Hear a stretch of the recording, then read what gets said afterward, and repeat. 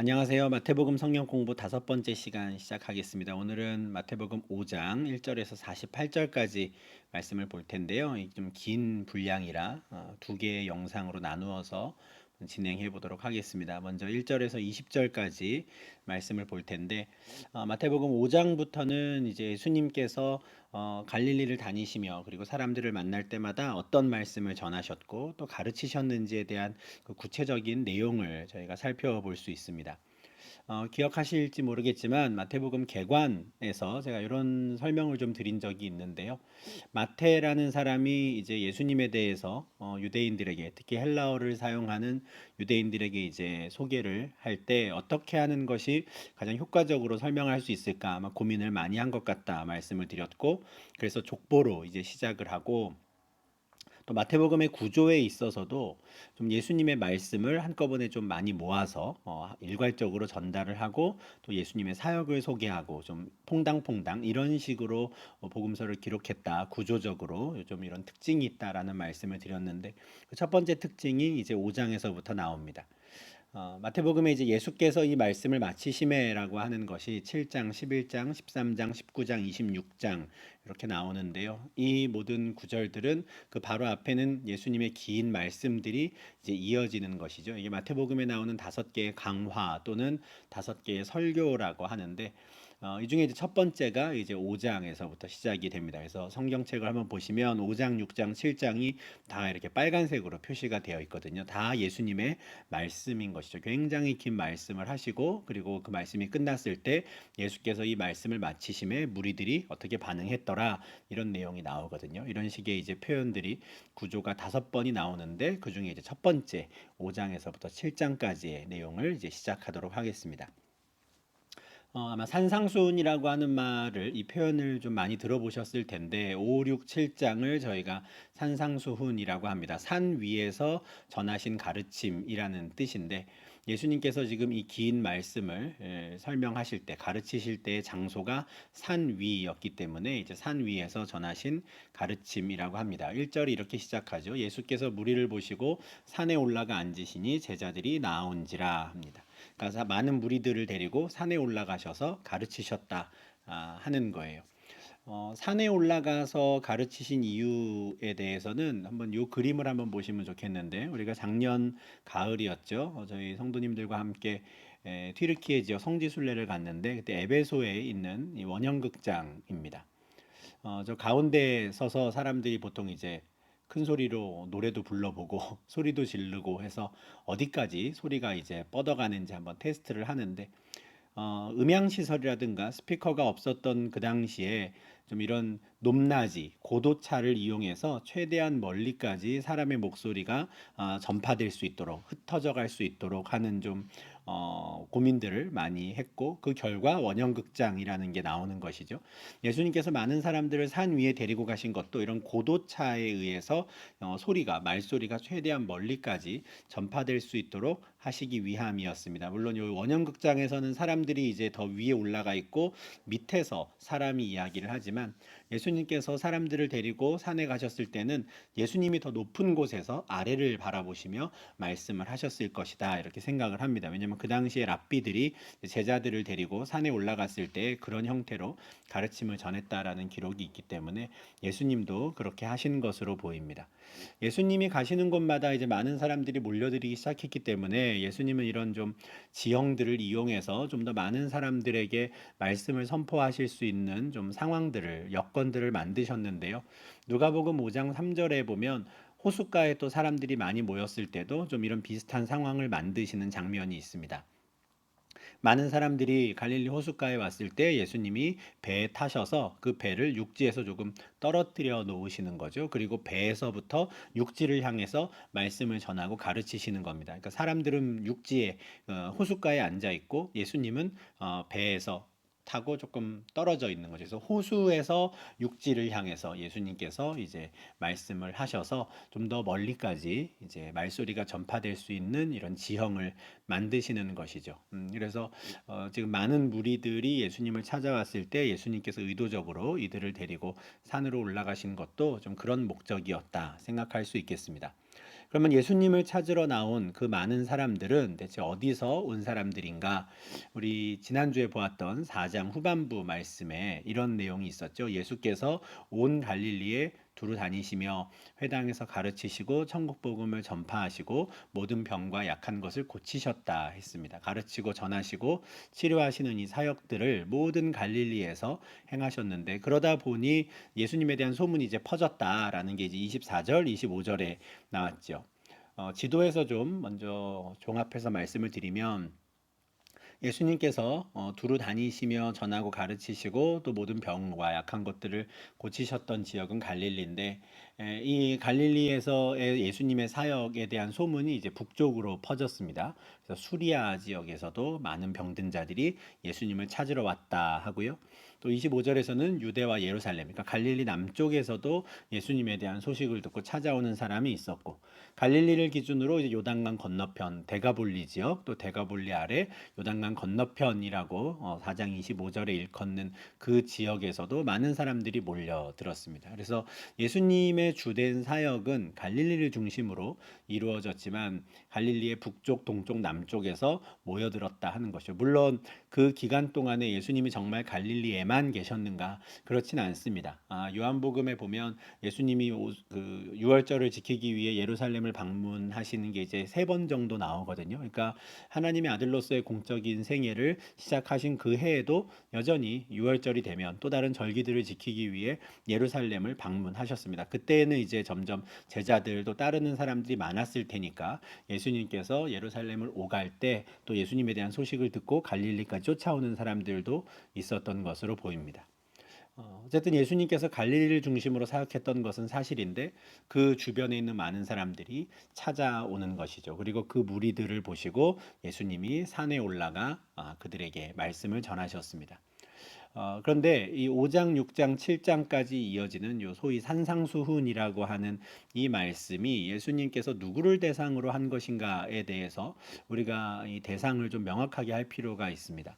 분명히 많은 사람들을 데리고 산에 올라가셔서 가르치신 것은 맞는데, 1절이 이렇게 끝나요. 제자들이 나아온지라 하거든요. 그러니까 많은 사람들이 있는 중에 예수님의 제자들이 앞줄에 와서 앉는 겁니다. 우리가 앞서 4장에서 예수님이 4명의 제자들, 우리가 사도라고 부르는 12명 중에 4명을 부르시는 장면을 보았습니다. 시몬과 안드레, 또 야고보, 요한이라고 하는 이 4사람을 불렀는데, 이 5장 1절에서 말하는 제자들은 단지 그 4사람만 의미하지는 않을 것 같아요. 그들을 포함한 또 다른 제자들이 있었던 것이고, 예수님께서 직접 넌 나를 따르라라고 했던 사람들도 있지만 또 그렇지 않은 사람들도 있었겠죠. 예수님께서 갈릴리에서 두루 다니시며 전하실 때 기회만 있으면 예수님을 따라다니며 예수님 말씀을 듣고 또 예수님을 계속해서 이제 좀 추종하는 사람들이 나타난 것이죠. 그래서 많은 사람들이 모여 있는 그 상황에서도 이 사람들은 굉장히 적극적으로 예수님 앞으로 나아가서 그 말씀을 듣기를 좀 원했던 사람들입니다. 그러니까 소위 나는 저 사람의 제자야, 나는 저 사람을 이제 따를 거야라고 스스로 생각했었던 사람들, 그 사람들이 많은 무리들 가운데 앞으로 나와 앉았던 것으로 보이고, 그리고 그들이 그렇게 앞으로 나오니 예수님께서 입을 열어 가르치시는 것이죠. 그래서 이 5장, 6장, 7장의 이 산상수훈의 대상자, 예수님께서 이 말씀들을 가르치시는 그 대상자는 무리들보다는 이제 제자들이다라고 생각하는 것이 더 적합할 것 같습니다. 물론 예수님이 전하시는 모든 말씀들을 그곳에 있는 모든 사람들이 다 같이 듣지요. 그래서 이 말씀이 다 끝나고 7장 28절에 보면 예수께서 이 말씀을 마치셨을 때 무리들이, 사람들이죠, 그들이 예수님의 가르침에 놀랐다라는 말씀을 하거든요. 그러니까 이 예수님의 말씀을 모든 사람들이 다 들은 것은 사실입니다. 그렇지만 그 중에서도 특별히 제자들을 향해서 예수님께서 가르치셨다 하는 거죠. 이 부분에 대해서는 또 계속 우리 산상수훈 내용을 보면서 또 말씀을 드리도록 하겠습니다. 그러면 입을 열어 예수님께서 이제 가르치시기를 시작하시는데, 제일 먼저 무엇을 가르치셨는가? 우리가 소위 팔복이라고 부르는 8가지 복에 관한 말씀을 가르치십니다. 5장 3절부터 10절까지 이러이러한 자는 복이 있나니 그들에게는 이런 일들이 벌어질 것이다. 이런 형식으로 반복되는 말씀이 나오거든요. 그래서 이런 사람은 복이 있다라고 하는 것이 8번 나오기 때문에 저희가 이제 팔복, 8가지 복이라고 부릅니다. 예수님께서 제자들에게 이제 가르치시는 내용들이 참 많았을 거예요. 근데 그 중에서도 마태는 이 8가지 복에 관한 말씀을 제일 먼저 소개합니다. 마치 시편이 1편부터 150편까지 있지만 첫 번째 시가 복 있는 사람에 관한 말씀이듯이 예수님께서 말씀하신 정말 복이 있는 사람은 누구인가를 제일 먼저 소개해요.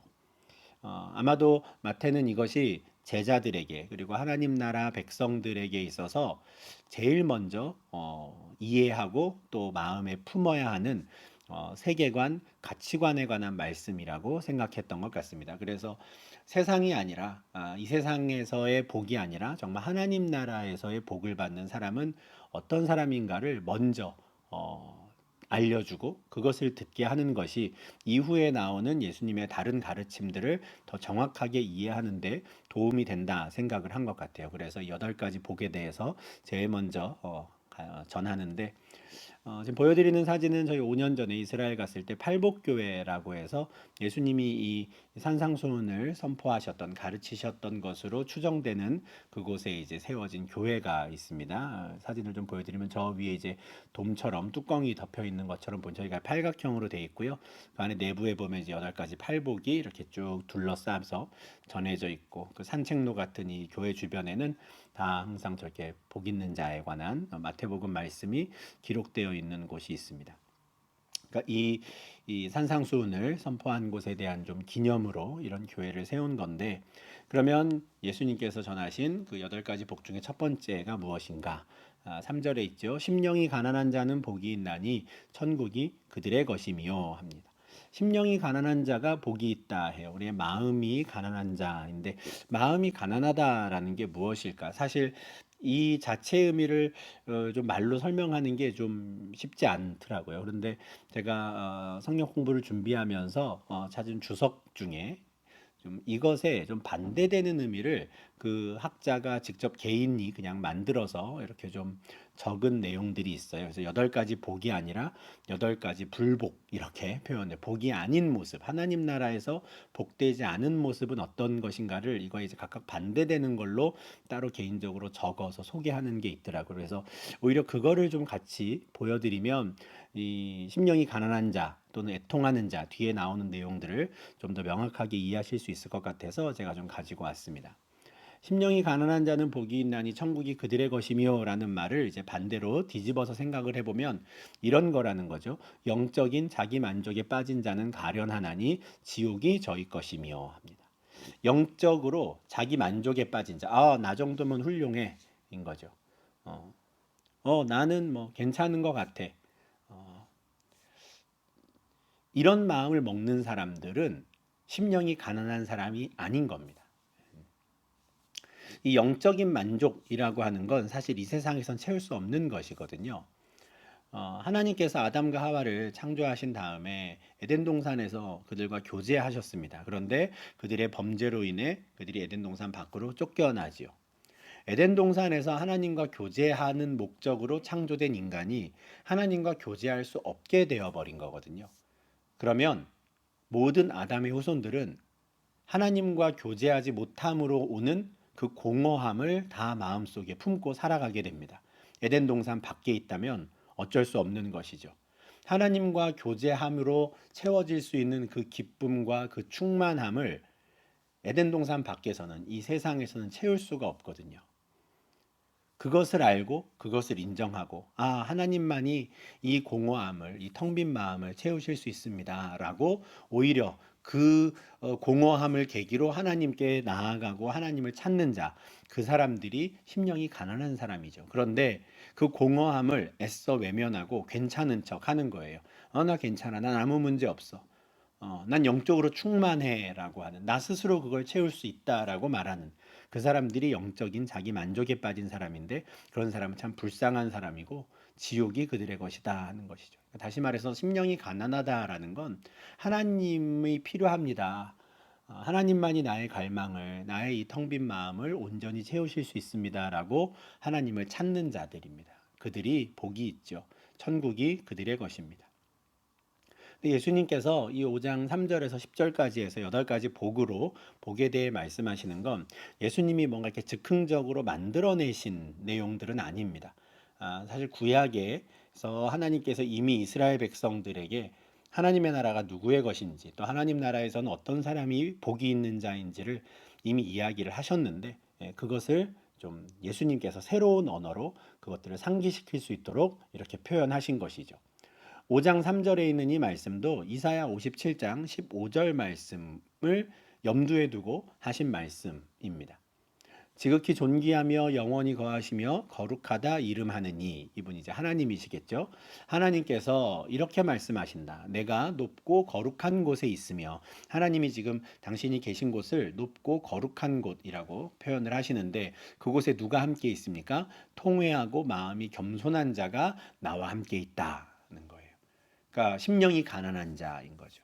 통회하고 겸손한 자, 그가 바로 나와 함께 있다. 심령이 가난한 자는 복이 있나니 천국이 그들의 것이며, 심령이 가난한 자는 하나님이 계신 곳 천국에 함께 있게 되는 것입니다. 4절에서 두 번째 복이 나옵니다. 애통하는 자는 복이 있나니 그들이 위로를 받을 것이며 해요. 이 애통한다라는 것, 슬퍼한다라는 것도 사실은 굉장히 다양한 요소 또는 상황 속에 우리가 얻게 되는 감정입니다. 그죠? 그런데 특별히 이것은 하나님 앞에 나의 죄성을 깨닫고 그것에 대해 슬퍼하고 애통하는 것이에요. 애통하지 않는 자는 누구냐면 자기 죄성의 비참함을 부인하는 자거든요. 네. 앞에 심령이 가난한 자와 좀 비슷한 맥락인 거죠. 하나님 존재 필요 없다고, 하나님 필요 없다고, 난 나 혼자 잘할 수 있다고, 자기 죄성의 비참함을 부인하는 것이죠. 전혀 애통해하거나 슬퍼하지 않는 겁니다. 반면에 천국에서 복이 있는 자는 애통하는 자예요. 이것은 거듭난 이후에도 하나님 나라 백성이 된 이후에도 계속해서 애통해야 한다라는 말이에요. 바울이 고린도전서 7장에서 오호라 나는 곤고한 사람이로다. 로마서 7장이죠. 로마서 7장에서 오호라 나는 곤고한 사람이로다 라고 애통해 하는 겁니다. 분명히 나는 거듭났고 분명히 나 하나님 나라 백성이고 하나님을 사랑하는데 여전히 내 안에 있는 죄성으로 인해서 넘어지는 자기의 모습, 그것에 미혹되어 가는 자신의 모습을 보며 가슴을 치는 거거든요. 탄식하는 것이죠. 그게 바로 이 애통입니다. 그런 자는 하나님께서 위로해 주신다 하는 거예요. 그 복이 있죠. 이 말씀도 예수님이 처음 하신 말씀이 아닙니다. 이사야 61장 1절과 2절에 보면 주 여호와의 영이 임한 자, 여호와께서 직접 기름 부으신 그 그리스도가 이 땅에 오시면 그분이 모든 슬픈 자를 위로하신다는 거예요. 슬퍼하는 자들, 애통하는 자들을 위로하신다라는 겁니다. 그러니 애통하는 자는 복이 있는 것이죠. 세 번째 복은 온유한 자가 받습니다. 온유한 자는 복이 있나니 그들이 땅을 기업으로 받을 것이며. 그럼 온유하다는 게 뭘까? 우리가 보통 저 사람 참 온유해 그러면 성격 좋고 화도 잘 안 내고 이제 이런 사람을 떠올리는데 이 5장 5절에서 말하는 이 온유하다라는 거는 조금 느낌이 다른 겁니다. 이것에 대한 반대는 자기 중심적인 자는 가련하나니 저희가 공허할 것이며라는 뜻이라는 거예요. 이 온유하다라고 하는 것에 대한 이 헬라어 단어를 좀 성경에서 대부분 뭐 온유한으로 번역이 되지만 마태복음 21장 5절에 보면 내 왕이 내게 임하나니 그는 겸손하여 나귀 곧 멍에 매는 짐승의 새끼를 탔도다라는 말씀이 나오거든요. 여기서 그는 겸손하다 할 때 이 겸손이 온유하다 하는 거예요. 이 겸손은 자기중심적이지 않은 겁니다. 하나님과 이웃을 향하는 마음을 갖고 있는 사람인 거예요. 특히 여기서는 하나님을 향한 마음을 갖는 것이죠. 이 세상에서는 자기중심적인 사람이 차지하는 게 많아요. 다른 사람 걸 빼앗아 오기도 하고 하나님께서 주고자 하시는 게 아님에도 불구하고 자기가 어쨌든 이기적인 마음에 내가 그거 꼭 차지하겠다라고 하며 막 가지고 오는 사람들이 있거든요. 그런데 하나님 나라에서는 그렇게 하지 않는 사람이 오히려 땅을 차지한다는 거예요. 하나님 나라에서는 자기중심적인 사람은 공허하다. 아무것도 가진 것 없이 텅 빌 것이다 하거든요. 시편 37편 9절에서 11절 보면 하나님의 나라가 이 땅 가운데 임하면 악을 행하는 자들은 끊어진다 그래요. 악인이 없어진다 그러고요. 아무리 악인들이 어디 갔나 막 찾아본다 하더라도 찾을 수 없을 것이다 할 정도로 완전히 사라져요. 그러면 누가 남느냐? 누가 남아서 그 하나님 나라를 차지하느냐? 여호와를 소망하는 자들이고요. 그들은 곧 온유한 자들입니다. 자기 중심적이지 않은 거예요. 여호와 하나님을 기대하고 여호와 하나님께 소망을 두는 자. 자기 자신에게 소망을 두고 자기 자신에게 희망을 두는 자들이 아니라 오직 여호와를 소망하며 하나님을 바라보는 자. 그들이 땅을 차지하는 하나님 나라의 복된 자들인 것이죠. 네 번째 복은 의에 줄이고 목마른 자들입니다. 그들이 배부를 것이다라고 하죠. 의에 줄이고 목마르다라는 것. 이것은 하나님의 말씀을 내 삶의 기준으로, 내 삶의 진리로 삼고 그 의로움을 이루어가기 위해 애를 쓰는 사람을 말해요. 그걸 한번 잘 해보고 싶은데 자꾸 안 돼. 그래도 그냥 포기하지 않고 의에 줄이고 목마른 마음으로 말씀을 붙잡고 하나님의 공의를 따라서 살아가려고 애를 쓰는 사람. 그들이 하나님 앞에 복된 자다 하는 것이죠. 반대되는 사람은 누구겠습니까? 따라갈 마음이 없는 사람이에요. 하나님께서 이것이 옳다, 일로 가야 한다라고 말을 해도 따라갈 마음이 없어요. 따라가지 않을 뿐더러 내가 왜 따라가지 않는지에 대해서 끊임없이 자기를 정당화합니다. 이래서 안 되는 거고 저래서 안 되는 거고. 우리가 늘 핑계처럼 쓰는 말씀이 있잖아요. 마음은 원이로되 육신이 약하여 어쩔 수 없습니다. 그냥 그러면서 포기해버리는 거예요. 하나님 말씀에 순종하기를. 그런 자는 불쌍하다. 제 아무리 자기를 정당화해도 그들의 노력이 헛되다 합니다. 왜냐하면 하나님은 정의로우신 분이거든요. 하나님은 의로우신 분이고 이 땅 가운데 정의를 시행하시고 정의를 세우기를 원하시는 분인데 그 길을 가지 않고 따라가지 않으면서 제 아무리 핑계를 대고 자기를 정당화하려고 해도 그것은 소용없는 일인 것이죠. 이렇게 첫 번째부터 네 번째까지의 복을 저희가 보았는데 이 복의 내용은 하나님 앞에 어떤 사람으로 설 것인가에 관한 말씀이라고 할 수 있습니다. 하나님과 우리 사이의 관계에 관한 말씀이죠. 하나님 앞에 우리는 가난한 마음으로 서야 하고요. 하나님 앞에 나의 죄성을 깨닫고 애통해야 합니다. 그리고 나의 자아를 내세우고 내 중심적으로 서는 것이 아니라 온전히 하나님의 주권을 인정하고 하나님 중심으로 살아야 하는 것이고 그리고 그 하나님의 참된 진리의 말씀, 그 공의로운 말씀을 따라가려고 애를 쓰는 자여야 하는 것이죠. 그런 사람이 복이 있다 하는 겁니다.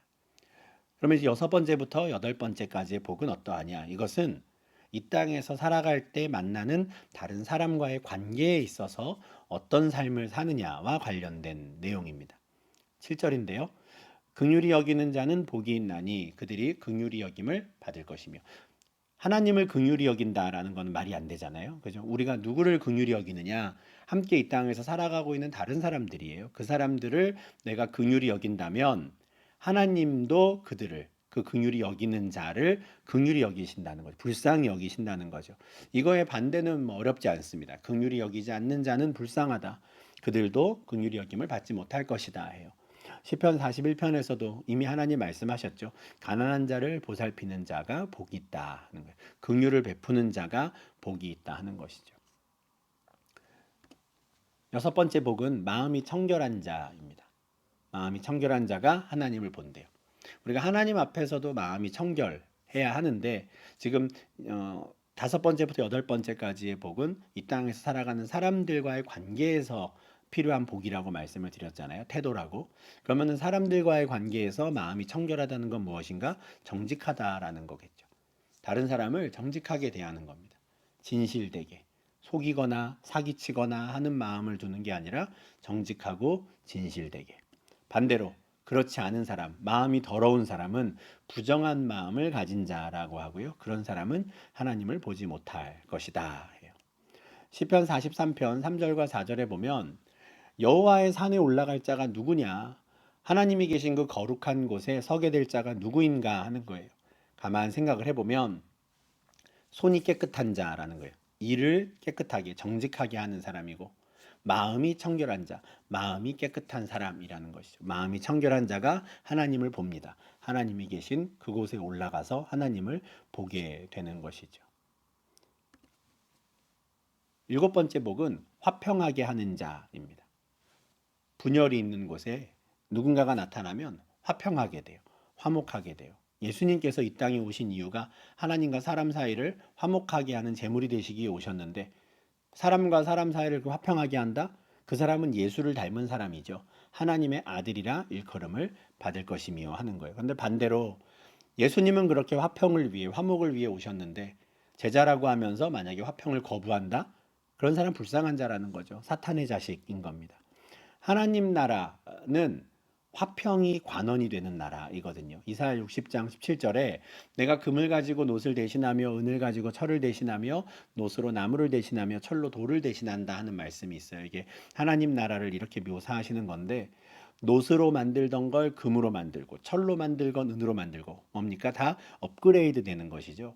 하나님의 나라는 이 세상 나라와 달리 그거보다 차원이 다른 나라다라는 걸 이제 이런 말로 표현을 한 건데, 그 차원이 다른 하나님 나라에서 일하는 관원들은 화평을 내세우는 것이고요. 그들을 위해 감독하는 자가 참된 또 공의를 세우시는 것이죠. 그래서 이처럼 하나님 나라의 기준은 화평인 겁니다. 근데 그것을 거부한다? 그들은 사탄의 자식인 것이죠. 반면에 화평을 추구한다? 그들은 하나님의 아들이라는 겁니다. 사람과의 관계에서도 마찬가지인 것이죠. 마지막 여덟 번째 복은 의를 위하여 박해를 받은 자입니다. 앞서 그 네 번째 복과 조금 비슷해 보이죠. 네 번째 복은 의에 줄이고 목마른 자였는데, 이것은 하나님과 나의 관계 속에서의 공의, 하나님 말씀을 따르고자 하는 그 의지 또는 그런 마음가짐, 변화된 마음에 관한 내용이었다면, 이 여덟 번째 복은 하나님의 말씀을 따라 살아가는 그 의로운 삶을 살아요. 근데 그 의로운 삶을 사는 것으로 인해 이 땅에서 다른 사람들로부터 조롱을 당하고 박해를 받는 것을 말합니다. 근데 그런 사람이 복이 있다라는 거예요. 하나님 말씀을 따라가고 순종하려고 하면 어려움이 있는데 그 어려움을, 환난을 기꺼이 감당하는 사람이 복이 있다라는 것이죠. 반대로 그 환난이 두렵고 또 겁이 나서 그냥 의를 위하는 삶을, 공의를 위한 삶을 살지 않는다면, 안락함을 위해 헌신하지 않는 자는 불쌍한 자다. 지옥이 그들의 것이다 합니다. 왜냐하면 예수님께서 이 땅에 오신 목적 자체가 많은 사람의 죄를 담당하는 그 목적을 위해 오신 것이거든요. 물론 사람들은 예수님이 자기 죄 때문에 죽는다 합니다. 범죄자 중 하나처럼 여겨질 거예요. 그러나 예수님이 오신 것은 많은 사람의 죄를 담당하기 위한 것이었고, 말 그대로 의를 위하여 박해를 받으신 것이죠. 그러니 그와 같은 예수님의 모습을 닮아가는 자가, 따라가는 자가 하나님 나라에서 복이 있다 하는 것입니다. 그러니까 여덟 가지의 복을 3절부터 10절까지 보았는데, 이 심령이 가난한 자부터 의를 위하여 박해를 받은 자. 마태는 지금 예수님께서 온 갈릴리를 다니시며 하셨던 수많은 말씀들 중에 이 여덟 가지 복에 관한 말씀을 산상수훈에 제일 처음 둡니다. 이것이 하나님 나라는 어떤 나라인가, 누가 그 나라에서 큰 자이며 누가 그 나라에서 복을 받는 자인가를 아주 명확하게 보여주는 이 가치관, 세계관과 관련된 내용이라고 생각했던 것 같아요. 그래서 이것을 정말 잘 이해하고 받아들인다면 앞으로 예수님께서 이제 하시는 말씀들을 또 받게 되는 것이죠. 첫 번째 복을 받는 자가 받는 상과 여덟 번째 복된 자가 받는 상이 같아요. 둘 다 천국이 그들의 것이며 라고 하죠. 이건 무엇을 나타내냐면 이 두 번째부터 일곱 가지의 복의 상을 받는 사람들도 결국에는 다 천국 백성들에게 주어지는 상이다라는 걸 보여줍니다. 천국이 그들의 것이며 천국이 그들의 곳이요라고 하는 이 큰 상이 다른 것을 다 감싸고 있는 것이죠.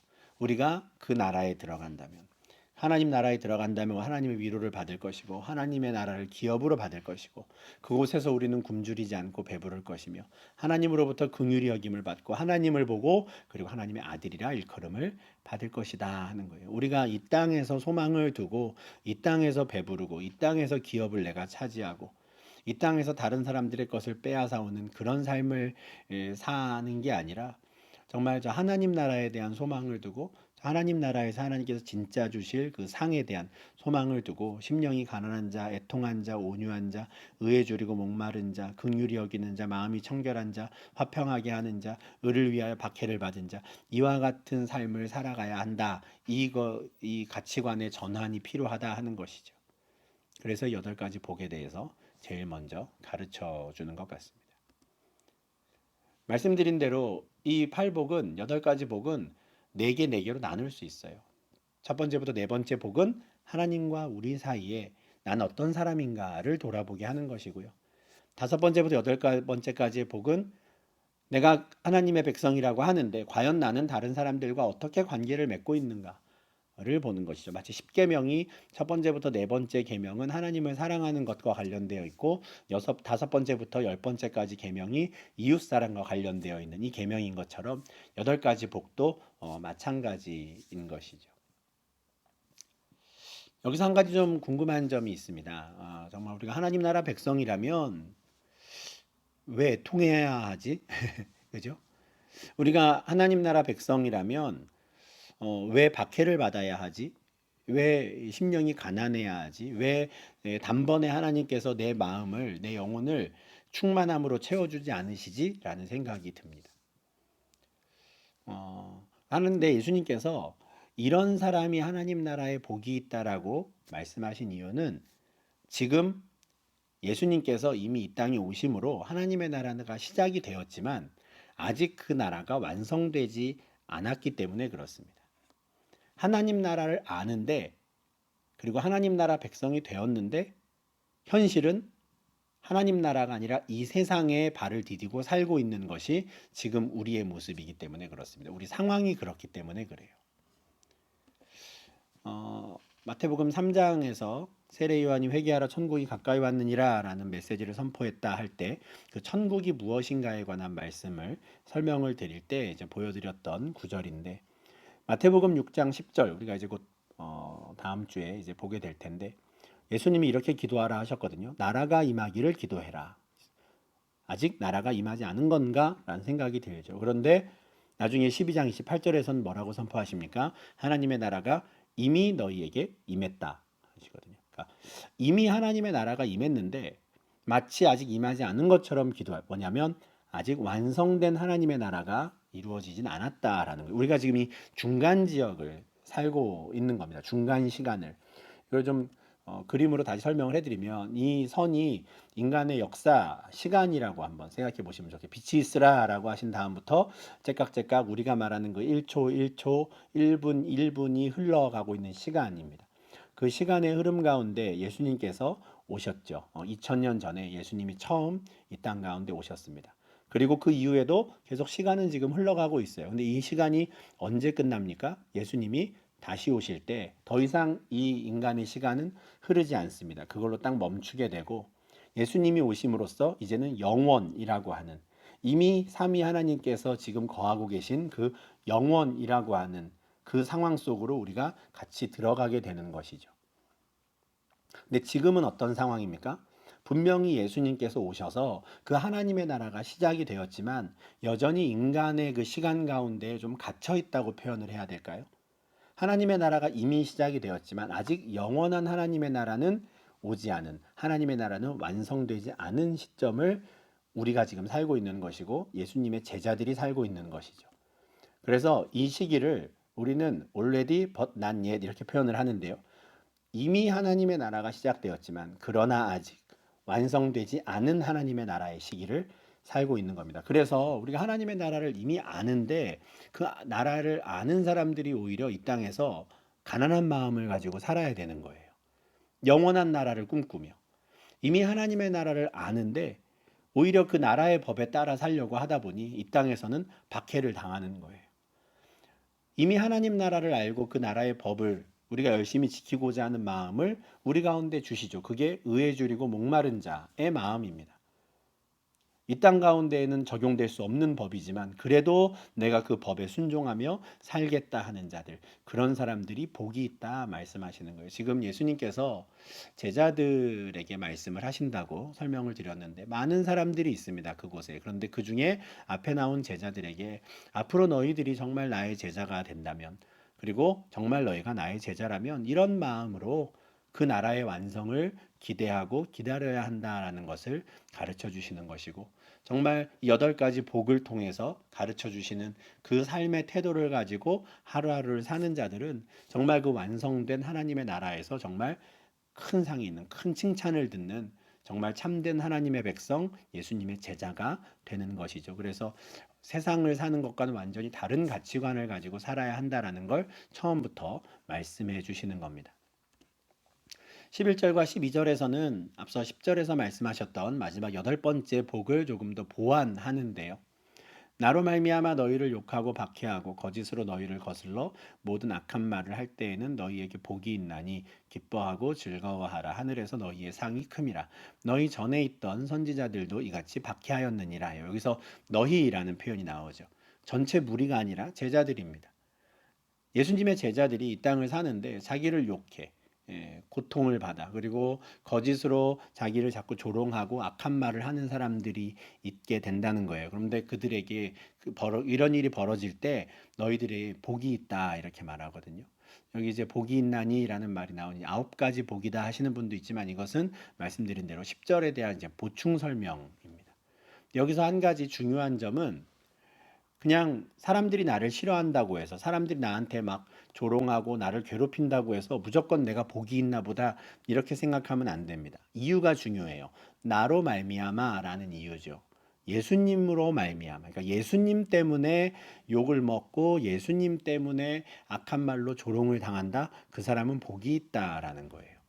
나중에 마태복음 거의 마지막 부분에 가면 예수님이 마지막 5번째 설교, 5번째 강화에서 24장 9절에서 이런 말씀을 하세요. 그때 사람들이 너희를 환난에 넘겨주겠으며 너희를 죽이리니 너희가 내 이름 때문에 모든 민족에게 미움을 받으리라. 너희가 모든 민족에게 미움을 받을 건데 이유가 뭡니까? 내 이름 때문에. 그런 일이 너희 가운데 벌어질 때 너희는 두려워하지 말아라.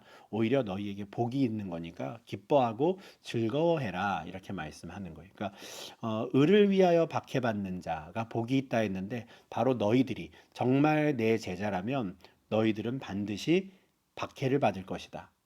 을을 위하여 내 이름 때문에 박해를 받을 것이다. 말씀해 주시는 것이고, 그런 일이 벌어질 때 기뻐하고 즐거워하라고 말씀하십니다. 왜냐하면 하늘에서 오히려 상이 크기 때문이요. 이 땅에서는 박해를 당하고 이 땅에서는 악한 말을 듣고 조롱을 당하지만 이 땅이 아닌 저 하나님의 나라에서는 그들의 상이 커요. 그리고 구약 시대 선지자들도 이미 이 땅에서는 박해를 받았으나 지금 하늘나라에서는 큰 자가 되어 있다라는 말씀을 하시는 거죠. 그러니 염려하지 말고 그런 일들이 벌어질 때 나에게 복이 있는 거구나.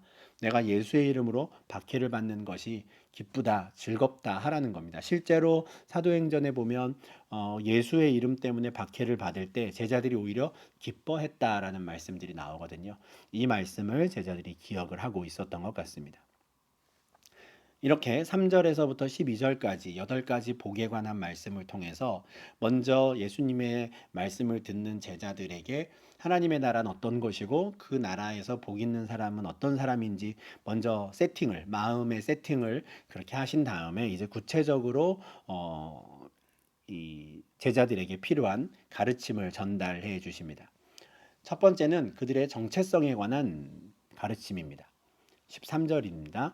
너희는 세상의 소금이니 소금이 만일 그 맛을 잃으면 무엇으로 짜게 하리요. 후에는 아무 쓸데없어 다만 밖에 버려져 사람에게 밟힐 뿐이니라. 여기서 너희는 이거든요. 이 앞서 말씀드린 5장 1절의 제자들이죠. 무리 전체를 가리켜서 너희는 세상의 소금이다 하지 않으셨어요. 제자라고 스스로를 생각하는 사람들, 그 사람들이 나오는 것이죠. 그들에게 예수님이 너희들은 세상의 소금이다. 소금인데 무엇을 해야 합니까? 맛을 내야 되는 거예요. 맛을 잃은 소금은 쓸데가 없거든요. 이 소금에 대한 이 비유로 제자들의 정체성을 지금 설명해 주시는 건데 이 소금은 이스라엘 사람들에게는 굉장히 익숙한 물질입니다. 뭐 그 당시에도 이제 비쌌지만 가나안 땅 남쪽에 이제 사해라고 하는 데드시라고 하는 죽은 바다가 있습니다. 왜 죽은 바다냐면 농도가 너무 짙어서 생물이 살 수가 없죠. 저희가 성지순례 갔을 때에도 그 사해에 이렇게 좀 몸을 담근 적이 있었는데 가이드 해주시는 선교사님이 절대 잠수하지 말라고, 물속에 들어가서 눈을 뜨지 말라고, 그리고 혹시 물이 눈에 닿더라도 비비지 말라고, 실명의 위험까지도 있다 하실 정도로 굉장히 소금의 농도가 짙었거든요. 거기 한켠에 이렇게 소금을 광고하는 코너도 있었습니다. 이렇게 여기서 소금 사가라고 이제 광고하는 것인데, 가나안 땅의 사해에서 그렇게 소금이 많이 나다 보니 이 소금에 대한 비유는 유대인들에게, 이스라엘 사람들에게 굉장히 익숙한 비유가 될 수 있는 것이죠. 그리고 이들은 소금이 맛을 잃으면 어떻게 되는지 너무 잘 알아요. 그냥 밖에 버려져요. 좀 궁금하긴 하죠. 왜 밖에 버릴까?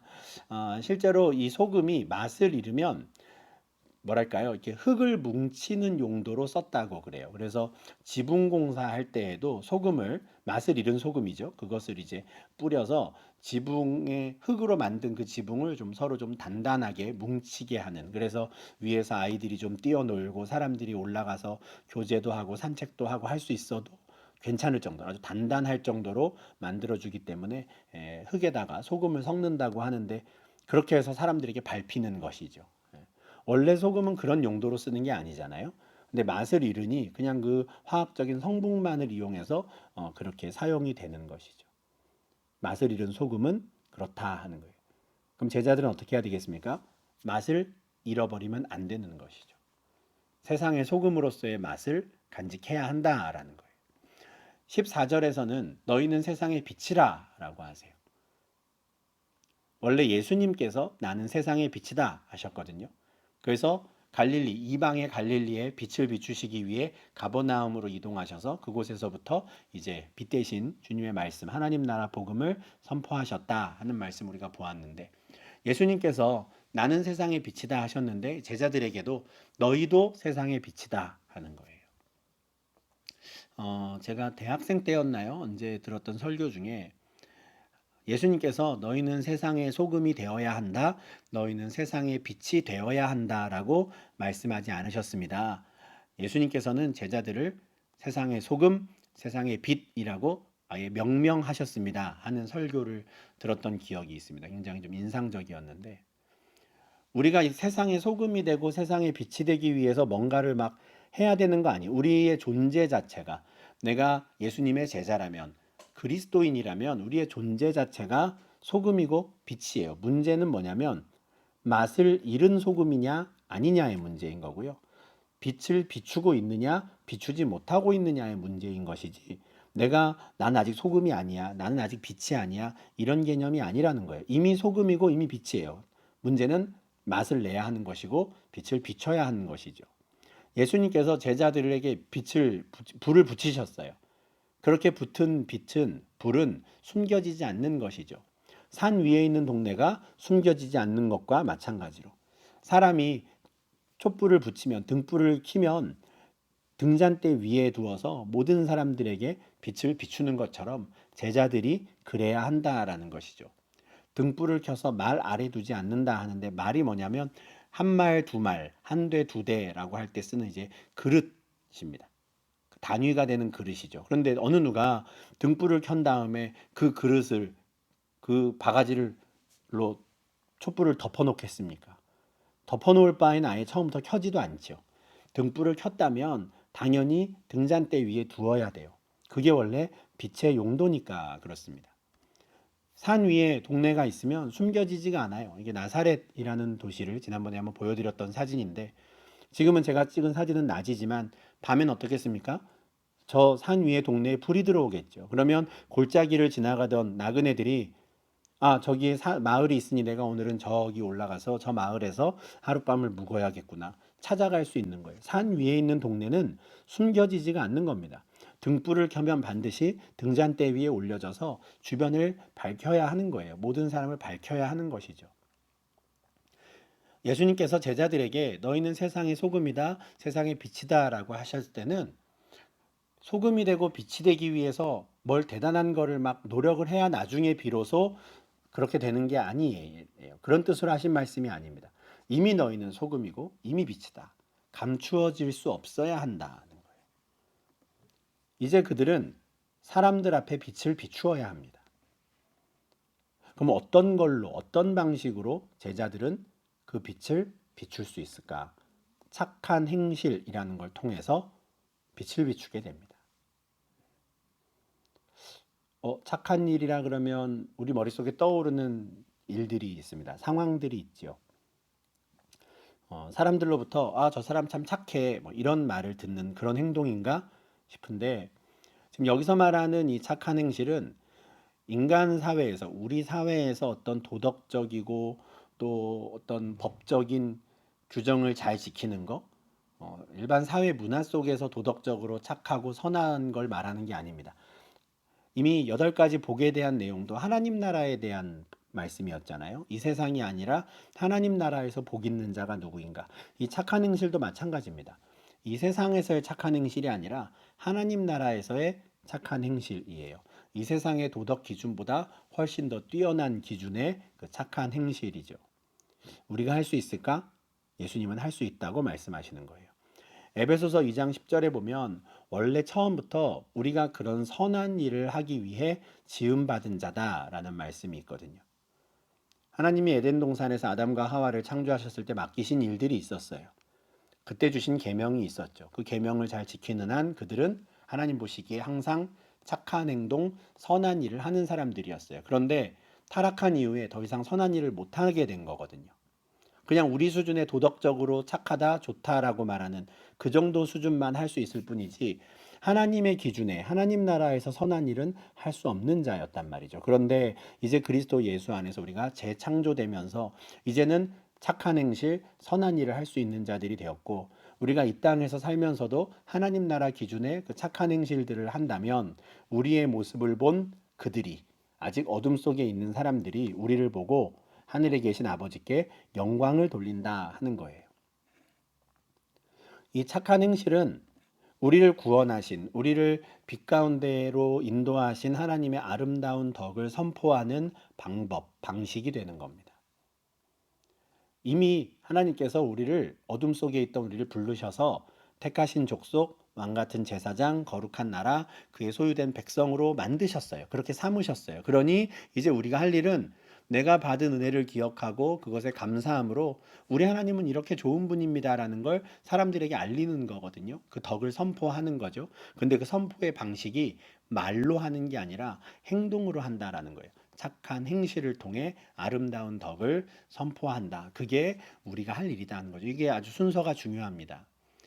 착하게 살아야 거룩한 나라가 될 수 있고 착하게 살아야 택하신 족속이 될 수 있는 게 아니에요. 이미 택하신 족속, 거룩한 나라, 소유된 백성이 되었으니 이제는 착한 행실을 통해 그 덕을 선포해야 한다는 것이죠. 그것이 바로 맛을 내는 소금의 모습이고요. 빛을 비추는 그 참된 빛의 모습인 겁니다.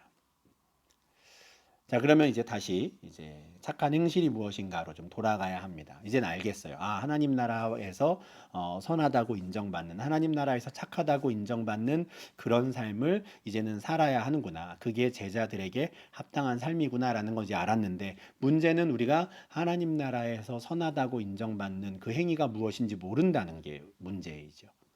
그래서 예수님께서 17절에서부터 그것을 가르쳐 주십니다. 내가 율법이나 선지자를 폐하러 온 줄로 생각하지 말라. 폐하러 온 것이 아니요 완전하게 하려 함이라. 율법, 선지자, 구약 성경이죠. 그러고 보면 구약의 이스라엘 백성들은 하나님 나라에서 선하다고 인정받는 행동이 뭔지 어느 정도 알고 있었어요. 율법을 받았으니까요. 율법이 뭡니까? 인간이 하는 많은 행동들 중에 하나님께서 자, 이런 행동들은 내가 기뻐하는 거야. 이런 행동들은 하나님 나라에서 선하다고 인정받는 행동이야 라고 가르쳐 주신 거거든요. 거기에서 출발하는 겁니다. 이미 하나님이 이스라엘 백성들, 구약의 이스라엘 백성들에게 가르쳐 주셨던 그 착한 행실, 거기서부터 출발해서 예수의 제자들이 어떻게 이 세상 가운데 빛을 비추어야 하는지를 가르쳐 주시는 거죠. 예수님께서는 그 구약 성경을 폐기하러 온 분이 아니에요. 야, 이거 다 갖다 버려. 내가 새로운 법을 알려줄게. 이러려고 오신 게 아니라 오히려 그 율법을 완전하게 하기 위해 오셨다는 거예요. 그러면서 이렇게 선포하시죠. 내가 진짜로 너희에게 알려주는데 천지가 없어지기 전에는 율법의 1.1획도 결코 없어지지 않고 다 이루어질 거야 해요. 절대 율법의 어느 하나라도 없어지지 않는다 하는 거예요. 모든 것을 다 이룬다 하는 거고요. 이것을 결국 누가 이루십니까?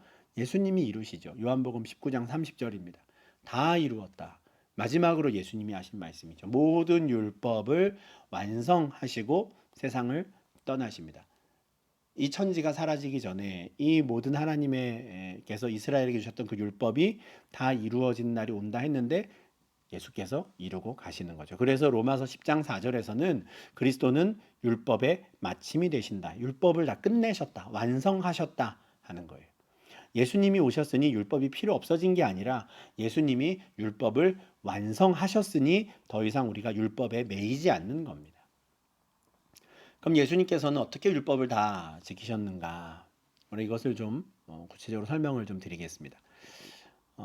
율법이 굉장히 많은 것처럼 보이잖아요. 우리가 구약 성경을 보면 와, 이걸 어떻게 다 지켰을까 싶은데 한 615개인가요? 600여 개가 조금 넘는 걸로 제가 알고 있는데 굉장히 많은 것 같지만 사실 인간의 평생의 삶을 이 율법만으로 규정할 수는 없습니다. 인간의 평생의 삶을 규정하기에는 율법은 너무 적어요.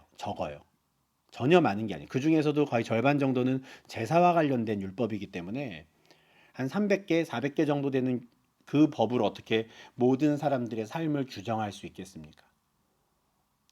그렇다면 율법은 샘플이다라는 걸 우리가 알아야 돼요. 이스라엘 백성들도 그걸 알았어야 합니다. 아, 이게 전부가 아니구나. 율법을 통해서 하나님이 어떤 분이신지를 우리는 알아야 하는 것이고요. 하나님께서 이 율법을 주실 때 어떤 걸 원하셨는지를 궁금해 했어야 해요.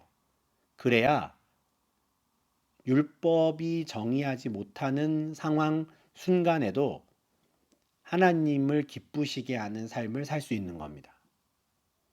이걸 입법 취지라고 해요. 이건 일반 사회법에도 우리 헌법 같은 데에도 나오는 거죠. 법을 만들 때 목적이 있습니다. 어떤 법을 만드는 목적, 이유가 있고요. 왜 만드는지, 어떤 필요에서 이런 법을 만들었는지를 따지는 거. 이게 입법 취지이거든요. 사실 인간의 언어로 규정이 만들어지면요. 그 규정에는 반드시 빈틈이 있기 마련입니다. 충돌하는 것도 생겨요. 법과 법이 서로. 그럴 때에는 입법 취지를 따져야죠. 이 법을 왜 주셨을까? 어떤 맥락에서 적용하기를 원하셨을까?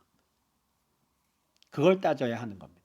예수님께서 율법을 완성하실 수 있었던 것, 율법의 마침이 되실 수 있었던 건 예수님이 바로 하나님이 주신 그 율법을 모든 입법 취지를 알고 계신 분이었기 때문이에요. 그러니까 문자적으로 그냥 하나하나 요거는 내가 지켰고 요것도 지켰고 이렇게 율법을 지키신 게 아니고요.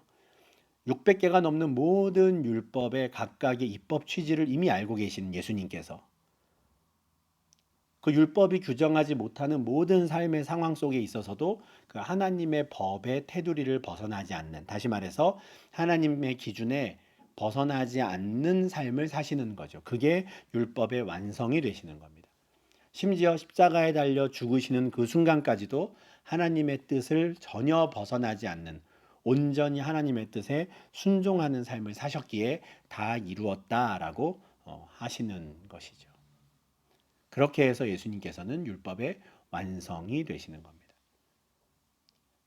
삼위 하나님께서 이스라엘 백성들에게 율법을 주실 때 그 자리에 예수님이 계셨기 때문에 하나님이 각각의 구절을 어떤 마음으로 어떤 목적에서 주셨는지를 너무 잘 알고 계셨고 그 깊은 의미를 아시는 예수님께서 그 기쁘신 뜻대로 온전히 살아내신 것이죠. 그리고 그것에 대한 샘플들을 21절부터 이제 다음 영상에서 볼 텐데 21절부터 예를 들어서 몇 가지 계명들을 그것의 참된 입법 취지를 설명해 주십니다. 너희들은 앞으로 이렇게 지켜야 한다라고 말씀해 주시는 거죠. 왜냐하면 바리새인들은 하나님의 뜻, 모든 하나님의 계명에는 관심이 별로 없었거든요. 그들은 자기들이 계명을, 율법을 판단했습니다. 이거는 중요한 계명, 이거는 좀 무시해도 되는 계명, 자기들이 판단했어요. 근데 그러면 안 되거든요. 19절에 이런 말씀이 있어요. 누구든지 이 계명 중에 지극히 작은 것 하나라도 버리고 또 그같이 사람을 가르치는 자는 천국에서 지극히 작다 일컬음을 받을 것이요. 누구든지 이를 행하며 가르치는 자는 천국에서 크다 일컬음을 받으리라. 바리새인들이 이렇게 했거든요. 이거는 작은 계명, 저건 큰 계명 이런 거 했단 말이에요. 근데 예수님은 어느 계명도 크고 작지 않다 하는 거예요. 율법의 1.1획도 무시해서는 안 되고 다 이루어야 한다. 그 작은 우리 눈에 보이는 작아 보이는 그 계명에 담긴 하나님의 뜻을 알아야 한다는 것이죠. 그걸 깨달아야 한다는 겁니다. 그리고 그것을 행해야 한다고 그것을 가르치는 자는 천국에서 큰 자라는 겁니다. 여기서 천국에서 작다는 말은요, 천국에 못 들어간다라는 말이고요. 천국에서 크다라는 말은 천국에 들어갈 수 있다라는 거거든요. 하나님의 계명을 자기 마음대로 판단해서 위아래가 있는 것처럼 하면 안 된다는 거예요. 바리새인들이 그랬는데. 그래서 20절에서 제자들에게 너희의 의가 서기관과 바리새인보다 더 낫지 않으면 너희는 천국에 들어갈 수 없다 하시는 겁니다. 문자적으로만 나 이거 지켰어 안 지켰어? 너 이거 지켰어 안 지켰어? 이게 서기관과 바리새인들의 의였습니다. 문자적으로. 나중에 예를 들면은 살인하지 말라라는 계명이 나올 텐데 너 사람 죽였어 안 죽였어? 안 죽였어? 넌 의로와. 이런 수준이 서기관과 바리새인의 의예요. 예수님은 그것보다 더 뛰어나야 한다라는 것이죠. 문자적으로 그것을 지키기에 급급한 수준이 아니라 정말 그 계명을 통해 하나님이 바라시는 삶은 무엇인가 고민해야 하는 것이고 그렇게 깨닫게 된 하나님의 뜻, 그 하나님의 계획, 하나님의 의도에 따라 살아가야 한다라는 겁니다. 그게 세상의 소금, 세상의 빛으로서 해야 할 일인 것이죠. 이런 점에서 우리는 나중에 7장 21절 말씀을 이해할 수 있을 겁니다. 예수님께서 나더러 주여 주여 하는 자마다 다 천국에 들어가지 않는다 그러셨거든요. 하늘에 계신 내 아버지 뜻대로 행하는 자라야 들어간다 해서 이것이 그러니까 율법을 문자적으로 지키는 것이 바리새인들의 의라면 그 계명을 통해 아버지의 뜻을 알고 파악해서 정말 그 아버지의 뜻대로 행하는 자, 그들이 진짜 천국에 들어가는 사람들, 진짜 예수의 제자가 된다라는 것이죠. 예수님은 제자들이 그런 사람들이 될 수 있기를 바랬습니다. 물론 제자들 스스로는 그렇게 도저히 할 수가 없죠. 어떻게 제자들이 감히 하나님의 뜻을 파악해서 그렇게 할 수 있겠어요. 근데 예수님께서 먼저 그 길을 가셨거든요. 요한복음 14장 6절이죠. 내가 곧 길이다 하셨어요. 이미 아버지께로 가는 길은 예수님이 만드신 거예요. 지금 제자라고 하는 사람들은 예수님이 앞서가시는 그 길을 따라가며 나도 하나님께로 가고 싶습니다 하는 사람들인 거거든요. 그런 사람들이 제자인 거예요. 그러면 예수님이 가신 길을 따라가야 되는데 어떻게 따라갑니까? 제자들도 아버지의 뜻이 무엇인지를 알아야 따라가지요. 눈에 보이지 않는 하나님, 이제는 하늘나라에 가신 그 예수님을 나중에 어떻게 따라가겠어요? 그들도 하나님의 뜻을 분별할 줄 알아야 따라가는 것이죠. 그래서 성령께서 이 땅에 오셔서 예수님께서 하셨던 말씀들의 의미를 깨닫게 하시는 거고요. 그래서 성령께서 오셔서 이 내 육체의 정욕이 아니라 성령을 따라 사는 삶을 살게 하시는 겁니다. 그래야 아버지의 뜻대로 행하며 예수님이 가신 길을 따라갈 수 있는 것이거든요. 이미 예수님이 길은 다 만들어 놓으셨어요. 율법 외에 하나님의 한 의가 나타났다 했죠. 예수께서 다 이루었다 하셨기 때문에 율법을 완성하셨기 때문에 그 율법을 완성하신 그리스도의 의를 우리는 그냥 믿음으로 받으면 되는 겁니다. 그리스도와 연합해서 예수님께서 다 이루신 그 공로를 나의 것으로 감사히 받으면 돼요. 우리가 하나님 나라에 들어가는 것, 예수의 제자가 되는 건 그렇게 되는 겁니다. 그런데 문제는 세상의 소금, 세상의 빛으로 살아야 하는 것이 우리에게 남겨진 일인 거죠. 왜요? 아직 하나님의 나라가 완성되지 않았으니까요. 그래서 그 일을 위해 예수님께서는 제자들도 아버지의 뜻을 잘 분별하는 자들이 되기를 바라신 것이고, 그래서 예수님이 가시는 그 길을 제자들도 함께 잘 따라오기를 바라시는 것이죠. 그래야 착한 행실을 통해 짠맛을 내는 소금과 같은 삶을 살 수 있고 많은 사람들에게 하나님의 영광의 빛을 비추는 세상의 빛이 될 수 있기 때문에 그렇습니다. 이제 성령께서 오셔서 이것들을 계속 깨닫게 하시고 하나님의 뜻을 분별하게 하시겠지만 이 5장에서 예수님께서 이제 샘플로 실제 구약의 율법을 어떻게 하나님의 뜻을 분별하는 도구로 사용하면 되는지를 예를 들어서 이제 한 6가지의 예를 들어서 21절부터 48절까지 쭉 설명을 해주시거든요. 샘플로 예를 들어 주시는 건데 우리가 그 말씀에 대해서는 이제 다음 영상에서 보도록 하겠습니다. 우리가 5장 1절에서 20절까지의 말씀에서는 먼저 8가지 복을 통해 하나님께서 예수님께서 제자들의 이 패러다임을 완전히 바꾸고 싶어 하셨다. 이 세상의 관점이 아니라 하나님 나라 관점에서 자기를 바라보고 이웃을 바라보고 세상을 바라보길 바라셨고 그리고 제자라면 이 땅에서 소금과 빛이 되어서 정말 착한 행실로 아버지께 영광 돌리는 삶을 살기를 바라는 그래서 율법을 완성하신 그 예수님과 같이 정말 아버지의 뜻에 온전히 순종하며 살아가는 제자들이 되기를 바라신다라는 것을 알려주셨다. 이제 이 정도를 먼저 좀 기억하시면 좋겠습니다. 그러면 계속해서 다음 영상에서 예수님께서 예를 들어서 구약의 율법들을 재해석해 주시는 그것을 통해 하나님의 뜻을 분별해가는 그 말씀들을 또 계속 살펴보도록 하겠습니다. 다음 영상에서 이어가도록 하겠습니다.